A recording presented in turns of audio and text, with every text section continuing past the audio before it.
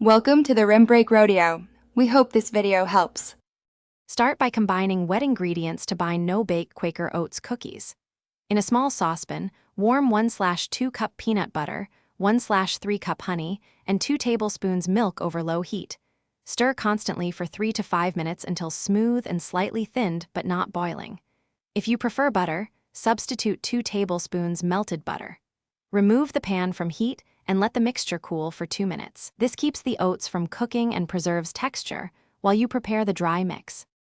Next, build structure with dry ingredients so cookies set without an oven. In a large bowl, combine 2 cups Quaker Oats and 1/4 cup chopped nuts. Pour the warm peanut butter and honey mixture over them and stir until every oat is evenly coated. Add 1/4 cup unsweetened cocoa powder and a pinch of salt for balanced flavor, mixing thoroughly. If you like, fold in 1/3 cup raisins or 1/3 cup chocolate chips after removing from heat, so they hold shape without melting. Finish by shaping and chilling so your no-oven Quaker Oats cookies hold their form. Use a spoon to drop 2 tablespoon portions onto a parchment-lined tray and press each into a 3/5-inch round with the back of the spoon or a spatula. Uniform size helps even setting.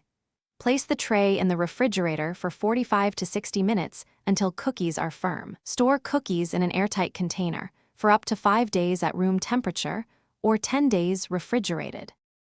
Thanks for watching. Consider subscribing if we helped you.